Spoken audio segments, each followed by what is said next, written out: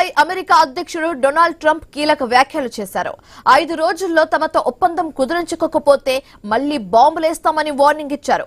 ప్రస్తుతం అమల్లో ఉన్న కాల్పుల విరమణ ఒప్పందం ఈ నెల 21తో ముగియనుంది. ఈలోపే ఒప్పందం చేసుకోవాలని ఇరు దేశాలు ప్రయత్నిస్తున్నాయి. ఇస్లామాబాద్ వేదికగా అమెరికా, ఇరాన్ మధ్య సోమవారం మరోసారి చర్చలు జరుగుతాయని కథనాలు వస్తున్నాయి. అయితే ఈ క్రమంలో ఇరాన్ కు ట్రంప్ అల్టిమేటం జారీ చేశారు. ఒప్పందం కుదరకపోతే ఈ నెల 21 తర్వాత కాల్పుల విరమణ ఒప్పందం పొడిగించవచ్చని తెలిపారు. ఇరాన్ నౌకల రాకపోకలపై తమ దిగ్బంధనం కొనసాగుతుందని కూడా చెప్పారు. చర్చలు విఫలమైతే పశ్చిమ ఆసియాలో ఉద్రిక్తతలు మళ్లీ పెరిగే అవకాశం ఉందని ట్రంప్ వ్యాఖ్యలతో స్పష్టమవుతుంది.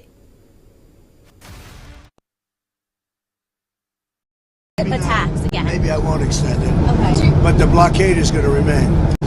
But maybe I won't extend it.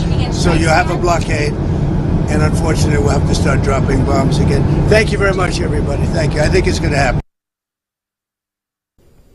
Iran తో కలిసి దాని అణు కేంద్రాల నుంచి శుద్ధి చేసిన యురేనియాన్ని భౌతికంగా వెలికి తీయాలని ట్రంప్ తెలిపారు. యురేనియం కోసం తవ్వకాలు చేపడుతున్నామని చెప్పారు. అందుకు తమకు భారీగా సామగ్రి కావాల్సి ఉంటుందని కూడా చెప్పారు. దాని త్వరలోనే అమెరికా భూభాగంలోకి తరలిస్తామని వెల్లడించారు. అణువాయుధాలను వదిలేస్తామని ఇరాన్ నుంచి తమకు స్పష్టమైన హామీ వచ్చిందని చెప్పారు.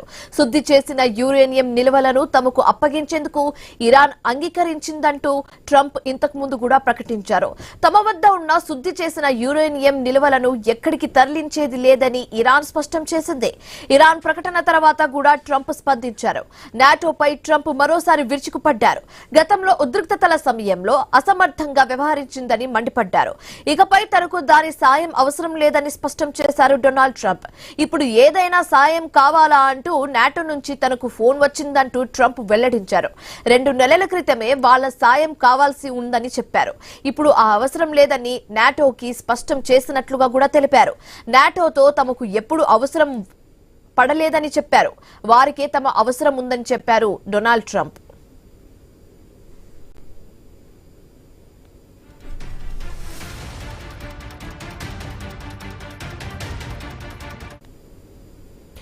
అమెరికా అధ్యక్షుడు డొనాల్డ్ ట్రంప్ ప్రకటనలన్నీ అబద్దాలైనని ఇరాన్ ఆరోపించింది. హార్ముజ్ జలసంధి శాంతి ఒప్పందం విషయాలపై ట్రంప్ 1 గంటలోనే 7 పోస్టులు చేశారని తెలిపింది. దీనిపై Iran parliament speaker Mohammad Ghalibaf post చేశారు. పీప్ మీటింగ్ అవ్వకుండా ఇలాంటి తప్పుడు సమాచారాన్ని ఇరాన్ అంగీకరించదని స్పష్టం చేశారు. 47 రోజుల తర్వాత ఆయిల్ రవాణాకు కీలకమైన హార్ముజ్ జలసంధి తెరుచుకుంది. హార్ముజ్ ను తెరిచినప్పటికీ ఇరాన్ నౌకల రవాణాపై తమ దిగ్బంధం కొనసాగుతుందని అమెరికా అధ్యక్షుడు డొనాల్డ్ ట్రంప్ ప్రకటన చేశారు. అబద్దాలతో యుద్ధం గెలవలేరని, చర్చల్లో కూడా పురోగతి సాధించలేరని ట్రంప్ విమర్శించారు. దీంతో మరోసారి